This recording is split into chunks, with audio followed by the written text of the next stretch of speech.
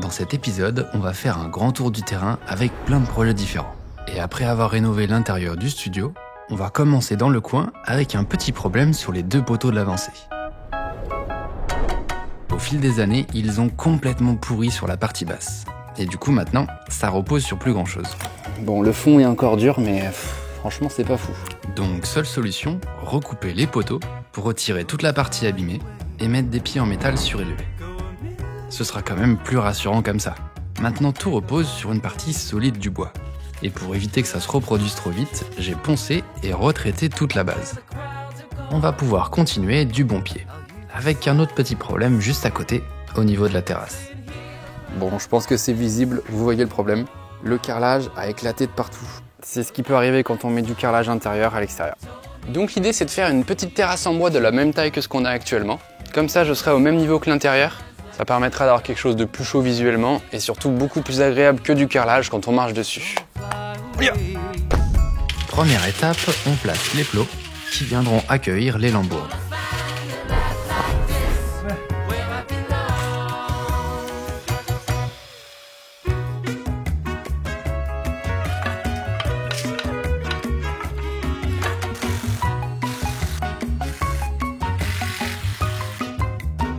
Au niveau du bois pour la terrasse, c'est du pin traité marron. Ça vient du coin, donc c'est ce qu'il y a de plus intéressant.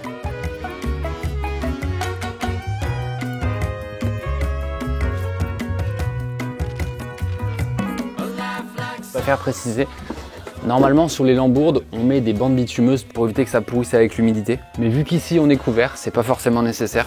C'est un choix personnel, mais c'est vrai que ça permet aussi de réduire les vibrations, donc ça peut être cool si c'est une grande terrasse couverte. Mais ici c'est tout petit. Je vais ensuite couper les lames sur la longueur avec la scie plongeante. Je le fais une fois que tout est fixé, ça me permet d'avoir une coupe bien droite avec toutes les planches bien alignées. Voilà, c'est tout droit. Maintenant on va faire le devant pour que ce soit tout propre. J'ai vissé des petits tasseaux sur le béton, sur lesquels je vais fixer mes lames de terrasse à la verticale. Et voilà ce que ça nous donne. Les 2 pieds de l'avancée sont encore surélevés du sol pour éviter toute remontée d'humidité comme il y a eu avant. En tout cas, je suis trop content, ça change complètement l'aspect de l'avant de la maison. Et ce sera parfait pour prendre un bon chocolat chaud dehors cet hiver.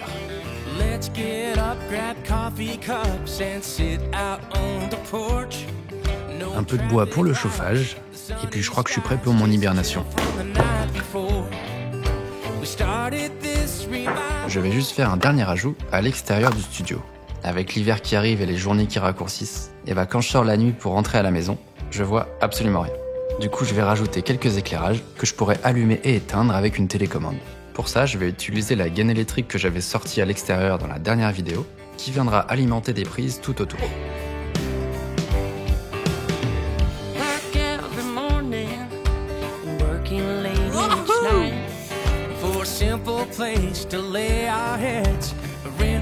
Ok, j'ai plusieurs sorties comme ça, avec à chaque fois 2 prises qui me permettront de brancher les éclairages extérieurs et éventuellement des appareils électriques si besoin.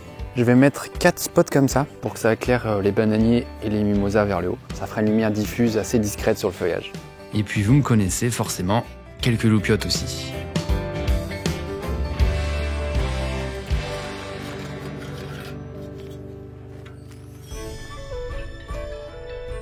Et bien plus besoin de lampe de poche quand je sors dans le jardin la nuit. Avec cette télécommande, je peux allumer et éteindre tous les éclairages de ce côté. Il reste encore plusieurs boutons sur la télécommande. C'est pour l'autre côté du jardin qu'on verra tout à l'heure. Il y a aussi plein d'autres projets d'aménagement de ce côté, mais ce sera l'année prochaine au printemps. Parce que cet hiver, je retourne sur les intérieurs. En attendant pour la suite, on va prendre un peu de hauteur pour voir l'ensemble du terrain. Mais on va pas voir grand chose comme ça. Donc j'ai fait une carte pour qu'on puisse un peu mieux situer. On a le studio qui est ici. Juste en dessous, c'est l'atelier que j'ai rénové l'année dernière. Et en face, c'est la maison principale. Tous ces bâtiments se trouvent sur un terrain clôturé d'environ 1 hectare. Et en fait, j'ai une parcelle attenante qui est séparée avec une haie de laurier. Donc mon idée, ce serait de faire un passage dans la haie et d'avoir comme un petit sentier forestier pour pouvoir se promener. Ok, retour sur terre. J'ai pris le temps de bien réfléchir et je pense que l'endroit idéal pour le passage, c'est juste ici, entre ces 2 lauriers. En plus là, je suis à peu près au milieu du jardin, donc c'est parfait. Allez, on va élaguer un petit peu à droite et à gauche.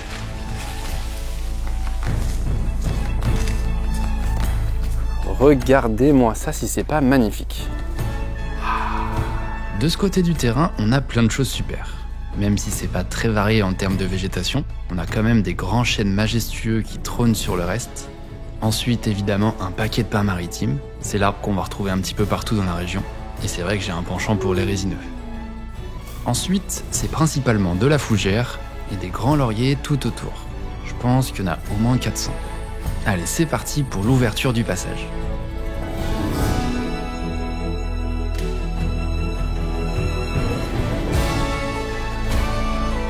Voilà. Et avant d'ouvrir la clôture qui est derrière, je vais faire une porte ici, un peu à la Jurassic Park, qui permettra de faire une belle entrée vers le terrain derrière.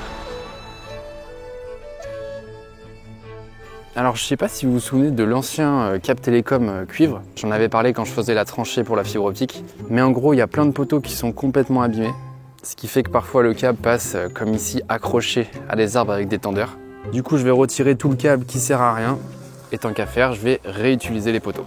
Celui-ci doit être là depuis au moins 3 ans, je pense.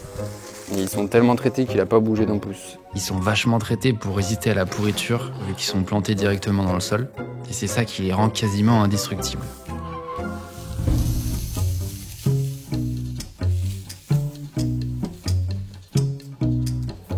Ok, par contre, point important, c'est que même si les poteaux ils sont chez vous et qui desservent uniquement votre maison, en soi ils sont la propriété du gestionnaire de réseau. Donc il faut leur demander qu'ils vous les cèdent avant de pouvoir en faire quelque chose. Et croyez-moi, c'est pas simple, il y a un paquet d'interlocuteurs et puis ils comprenaient pas du tout pourquoi je voulais les récupérer. Un vrai casse-tête. Donc j'ai regardé, c'est aussi possible d'en acheter pour environ 50 €. En tout cas, je vais replanter les miens en faisant des trous avec une tarière.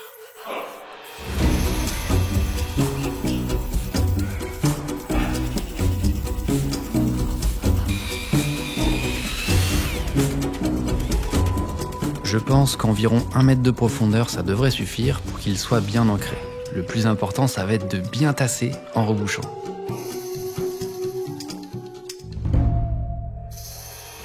J'ai quelques centimètres tout autour du poteau. Je vais essayer d'y mettre quelques cailloux et tasser au maximum à chaque fois. Et après quelques tests, je peux vous confirmer qu'il bougera pas de sitôt. Hop. Bon, par contre, c'est peut-être un peu court comme ça. Maintenant, je vais faire une enseigne au-dessus de la porte pour donner un nom à cet endroit. Il faut un nom qui sente un peu l'aventure, sans que ce soit trop cliché, mais un peu quand même. J'ai grandi en banlieue de Paris et le terminus de mon train c'était Disneyland. Donc autant vous dire que j'y ai fait quelques détours quand j'étais petit. Et il y avait un endroit que j'aimais bien là-bas, c'était Aventureland, avec toutes les grottes et la cabane des Robinson. Je trouvais ça trop cool. Voilà. Bon, je dis pas que je vais faire un parc d'attractions dans le jardin, mais il y aura des trucs sympas. D'ici là, on va allumer cette porte avec 2 lampadaires. Donc il faut faire passer des câbles à droite et à gauche.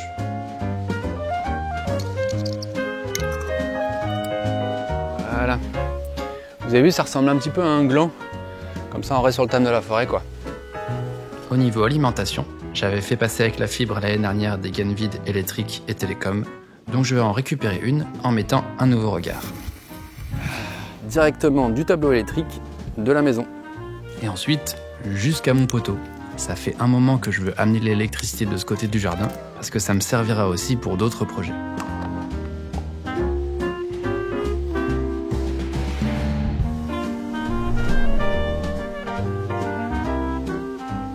Donc voilà, ce bouton allume les lumières extérieures du studio, et celui-là, la porte.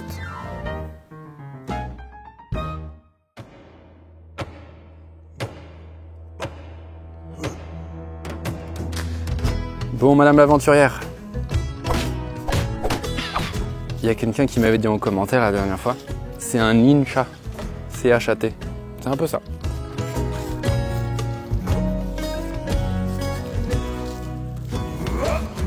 Eh bien, il ne nous reste plus que la porte de la porte.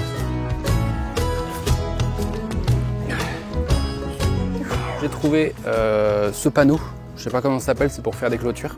Je vais juste le couper au milieu et ensuite mettre des charnières et des petits renforcements sur les côtés et on devrait avoir une porte. Hop, un petit bout de bois ici et ensuite une charnière en bas et une autre en haut.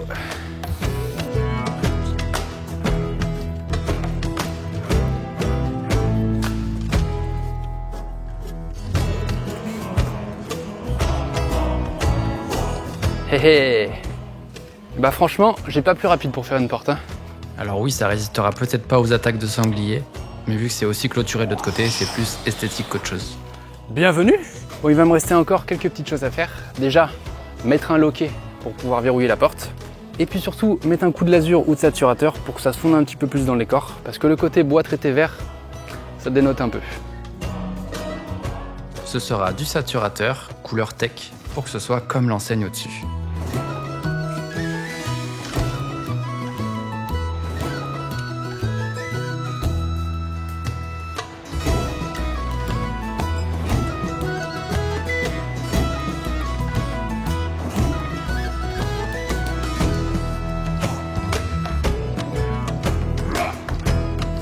Maintenant qu'on a la porte, direction l'autre côté pour le sentier.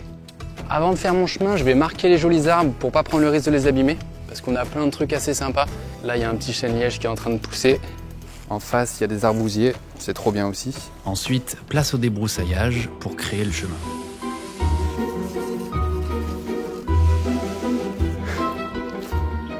C'est chaud. C'est un peu grossier, mais on voit le parcours se dessiner.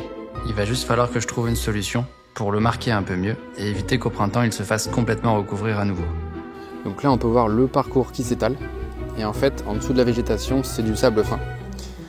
Qu'on peut voir ici. Et ça pourrait être sympa que ce soit aussi ça qu'on retrouve au sol sur le chemin. Par contre, c'est pas gagné. J'essaie de gratter au râteau et de dégager au souffleur après. Mais à ce rythme-là, j'en ai pour au moins une semaine. Il va falloir un outil un peu plus costaud.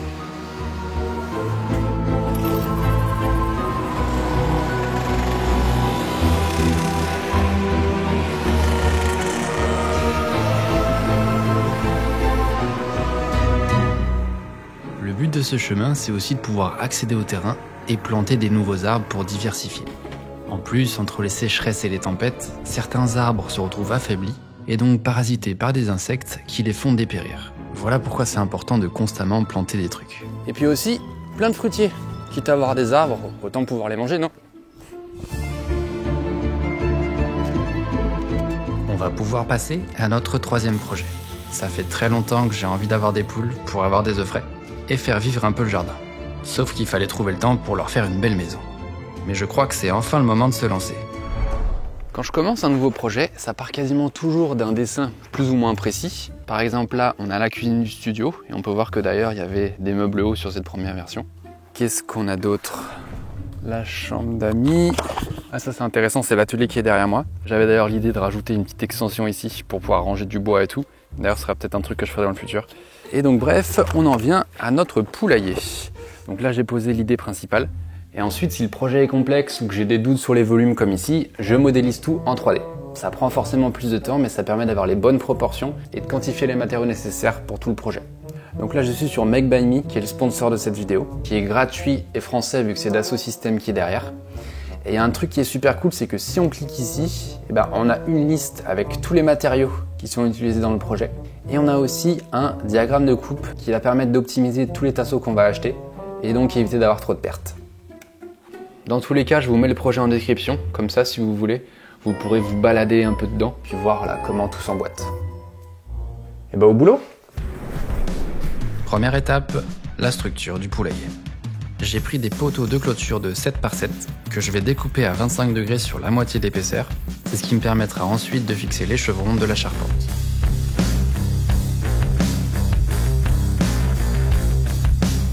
Il va y en avoir 6 comme ça, que je vais poser sur des pieds de clôture que j'ai nivelés au laser. Les 2 pieds de devant sont juste enfoncés dans le sol, et les 4 derrière ont du béton sur la base pour éviter qu'ils s'enfoncent avec le poids. Et ensuite, il ne reste plus qu'à assembler toute la structure.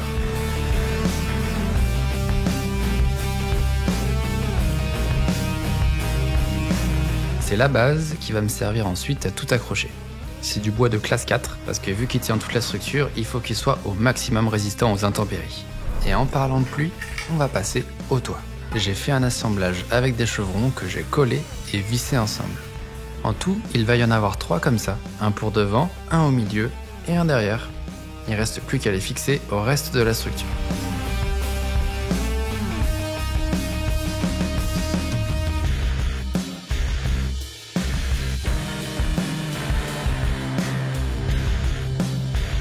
Là, ça commence vraiment à ressembler à une petite maison. Et on va pouvoir y ajouter le plancher et les murs. Pour ça, j'ai pris un bardage plein de 22 mm. C'est un peu plus que ce que j'avais prévu, mais comme ça, ce sera plus solide et ça isolera mieux du froid. Un peu de confort quand même. Allez, je commence par l'emboîtement du plancher.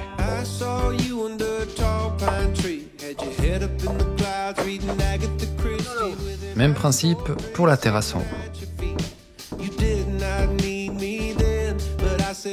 Une fois posé, je cloue tout à la structure en bois. Ensuite, on passe au mur.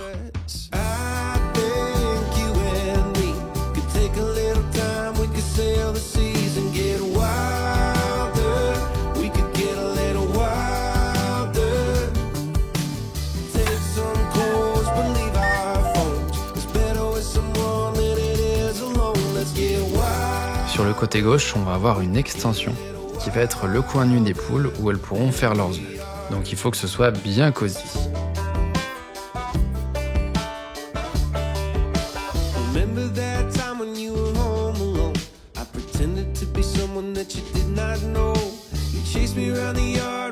Ok, donc ça va être le coin ponte de la cabane. Il y aura une petite ouverture ici. Ça va être classe. Bon, j'espère qu'elles seront bien. En tout cas, j'essaierai de faire en sorte que ce soit bien douillé là-dedans. On passe de l'autre côté. Mais avant de fermer le dernier côté, je vais mettre 2 petites plateformes pour faire un peu comme des perchoirs. Hop, une qui sera ici et l'autre juste ici pour pouvoir sortir à l'étage. Il y aura aussi un perchoir, mais bon, tout ça, je pense que ça va évoluer en voyant comment elle se comporte à l'intérieur. En tout cas, quasiment toute cette partie droite, ça va être une grande porte qui va me permettre d'ouvrir le poulailler en grand pour le nettoyer.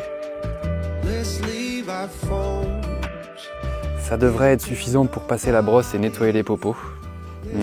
Ce sera la partie un peu moins fun, on va dire. Et bien évidemment, un verrou pour les garder en sécurité.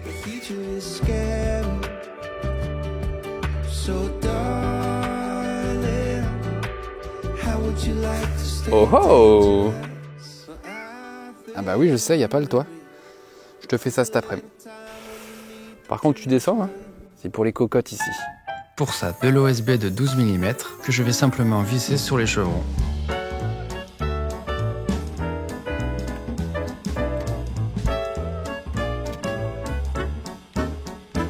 Et je couvre les côtés avec les chutes d'OSB. Et évidemment, sans oublier l'extension.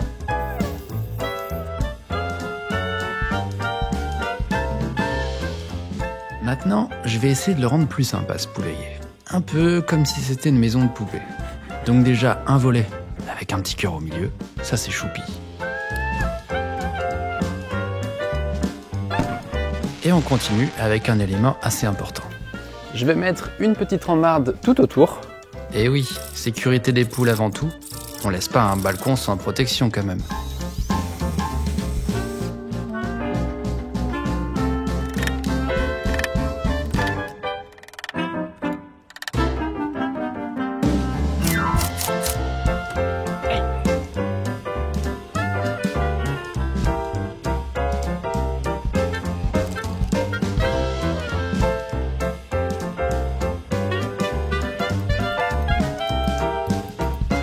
Et oui, une vraie petite maison de poupée.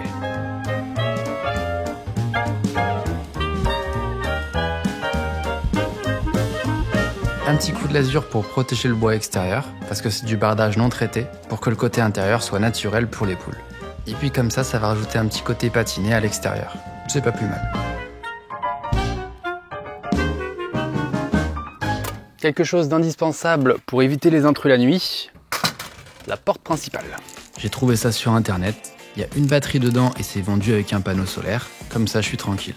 Avec ça, je pense qu'elles seront bien gardées. Donc il y a plusieurs modes, soit on le paramètre pour qu'il s'ouvre tout seul au lever et au coucher du soleil, et sinon il y a une télécommande, et depuis la maison je peux ouvrir le matin et fermer le soir. Et tant qu'on est sur la partie entrée, on va parler du nom du poulailler, qui sera l'hôtel Pouligone. Comme la chaîne, mais du coup pour les poules. Ouais. Tac. Ici. Par contre, pour éviter de me retrouver sous l'eau avec mes clients, je vais faire l'étanchéité du toit avec une membrane bitumeuse.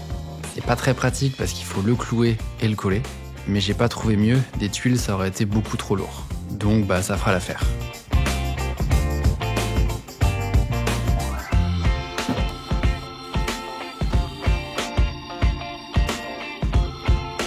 Voilà.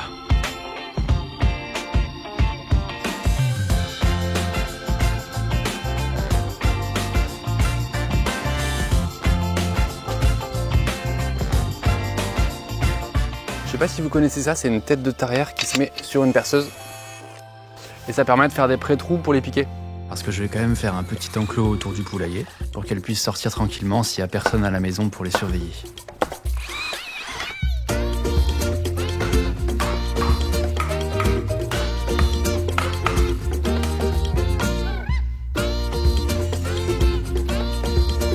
Regardez ça, c'est pile poil la taille de la charrette. Magnifique. Allez, on y va.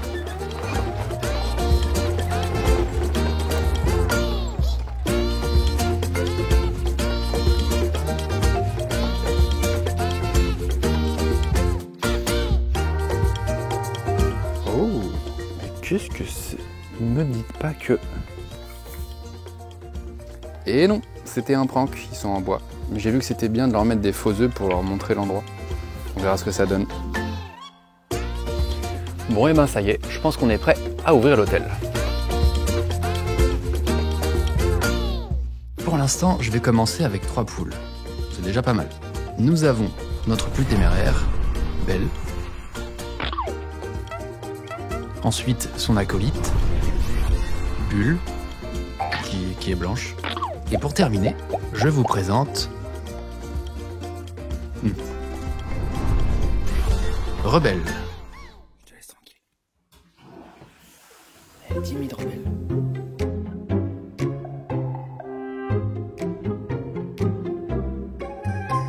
Bon, elles ont l'air de bien s'entendre, c'est cool. Il y a eu quelques bisutages au début, mais j'ai l'impression que maintenant elles sont devenues plutôt copines. De toute façon, il y a le chat qui les surveille, donc elles se tiennent à carreau.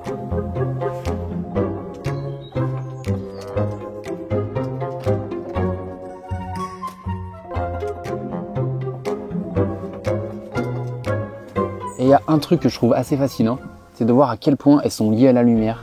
Ça fait un peu plus d'une semaine qu'elles sont là, et elles n'ont pas manqué une seule fois la fermeture automatique du poulailler le soir. Dès qu'il commence à faire nuit, pop pop pop, elles rentrent. Ça peut vous paraître tout bête si vous avez déjà des poules, mais pour moi qui suis nouveau, je trouve ça complètement magique.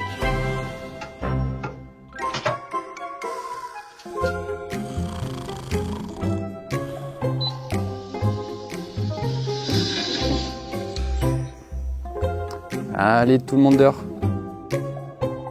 Bon, en tout cas, prochaine vidéo, je retourne au studio pour m'occuper de la salle de bain. Et oui, je l'avais un peu mise de côté parce que c'était pas du tout le plus pressé. Mais je pense que là, c'est le moment.